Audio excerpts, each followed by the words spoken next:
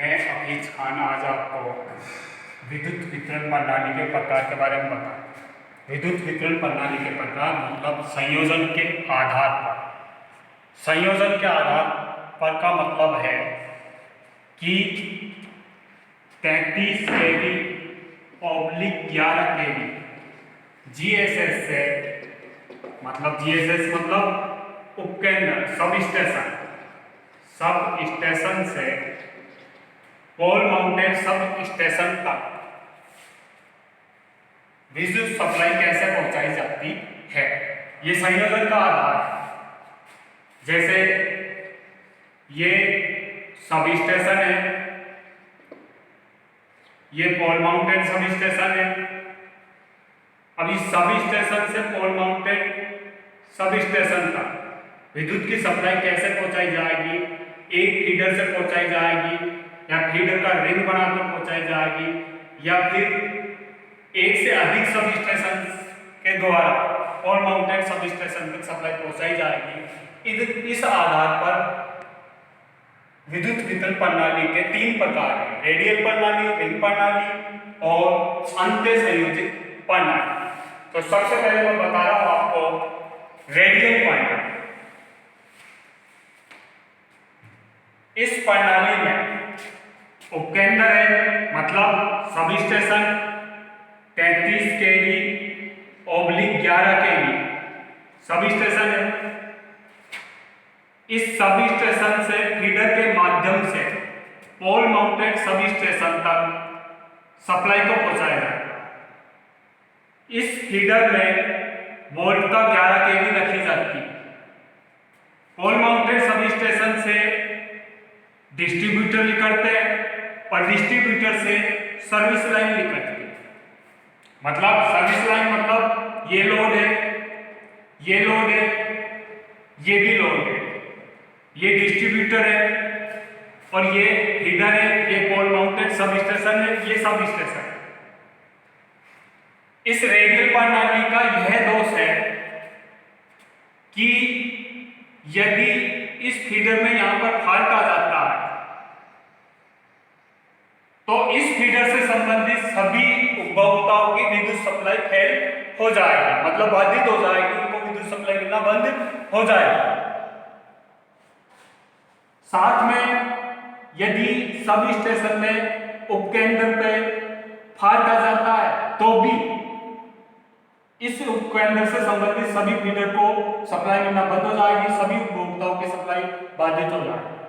तो कहने का मतलब ये है कि यदि इस फीडर में फॉल्ट आता है तो इस फीडर से संबंधित उपभोक्ता को सप्लाई मिलना बंद हो जाएगी और उपकेंद्र में अगर फॉल्ट आता है तो इस उपकेंद्र से संबंधित जितने भी फीडर हैं और उन फीडर से संबंधित जितने भी उपभोक्ता हैं उन सभी को सप्लाई मिलना बंद हो जाएगा।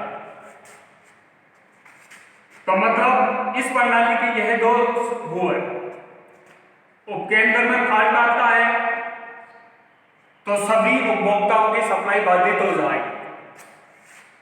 यदि फीडर में फॉल्ट आता है तो उस फीडर से संबंधित उपभोक्ताओं को सप्लाई बाधित हो जाएगी। इन समस्याओं का कुछ समाधान रिंग प्रणाली में किया गया। अब मैं बता रहा हूं आपको रिंग प्रणाली। रिंग प्रणाली में क्या करते हैं, ये सब स्टेशन है 33 kV oblique 11 kV sub station. इस सब स्टेशन से फीडर को जो पोल माउंटेड सब स्टेशन को जो सप्लाई पहुंचाई जाती है वो फीडर की रिंग बनाकर पहुंचाई जाती है। फीडर को रिंग बना दिया और फिर सप्लाई पहुंचाई जाए। अब इससे लाभ यह होता है कि जैसे मान लो फीडर में इस जगह फॉल्ट आ जाता है तो इस जगह फॉल्ट आ जाने पर इस पोल माउंटेड को सप्लाई मिलना बंद नहीं होगी, क्योंकि सप्लाई इधर से होकर इधर से मिल जाएगी। यदि फॉल्ट फीडर में यहां पर आता है तो भी सप्लाई बाधित नहीं होगी। तो तो मतलब ये हुआ कि फीडर में फॉल्ट आने पर दूसरी तरफ से पोल माउंटेड तक सप्लाई पहुंचती रहती है, जिससे उपभोक्ताओं को कंटिन्यूअस सप्लाई मिलती रहती है। लेकिन इसका भी एक दोष है। दोष यह है कि सब स्टेशन में यदि फॉल्ट आ जाए तो सब स्टेशन में फॉल्ट आ जाने पर सभी उपभोक्ताओं की सप्लाई बाधित हो जाए। मतलब यह हुआ रिंग प्रणाली का कि फीडर में फॉल्ट आ जाए तो बाधित सप्लाई नहीं होगी, लेकिन उपकरण में सब फॉल्ट आ जाए तो सप्लाई बाधित हो जाए। इसके बाद तीसरी प्रणाली है अंत्य संयोजित प्रणाली। इसमें दो दोष थे, इसमें एक दोष है। इस प्रणाली में इन दोनों दोषों को दूर कर दिया गया। इसमें क्या करते हैं कि पोल माउंटेड तक सप्लाई फीडर की रिंग बनाकर ही पहुंचाई जाती है। जैसे ये सब स्टेशन है 33 kV ओब्लिक 11 kV, ये भी सब स्टेशन है 33 kV ओब्लिक 11 kV। इससे ये रिंग बना दी फीडर की और पोल माउंटेड सब स्टेशन तक सप्लाई पहुंचाई गई।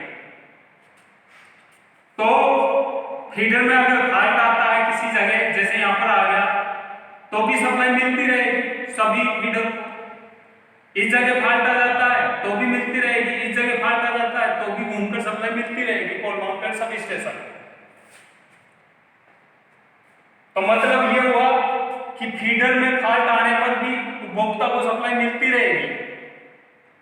साथ में सब स्टेशन में अगर फॉल्ट आ जाता है, जैसे इस सब स्टेशन में फॉल्ट आ जाता तो इस सब स्टेशन से लगातार सप्लाई जारी रहेगी। यदि इस सब स्टेशन में फॉल्ट आ जाता है तो इस सब स्टेशन से सप्लाई जारी रहे। तो ये तीन प्रणाली है, रेडियल प्रणाली, रिंग प्रणाली और अंत्य संयोजित प्रणाली। अब अगर इन तीनों की अपन तुलना करें तो रेडियल प्रणाली में फीडर में फॉल्ट आए तो भी और उपकेंद्र में फॉल्ट आए तो भी उपभोक्ता की सप्लाई बाधित होती है। रिंग प्रणाली में फीडर में अगर फॉल्ट आता है तो उपभोक्ता की सप्लाई बाधित नहीं होती, क्योंकि उसको दूसरी तरफ से सप्लाई मिल जाती है रिंग के द्वारा।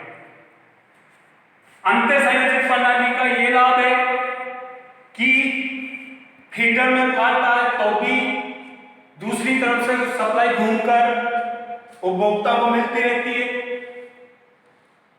और उपकेंद्र में यानी कि सब स्टेशन में फॉल्ट आए तो भी दूसरे सब स्टेशन से लगातार सप्लाई मिलती रहती है। तो ये तीन तरह के मैंने वितरण प्रणाली बताई, रेडियल प्रणाली, रिंग प्रणाली और अंत्य संयोजित प्रणाली। Thank you.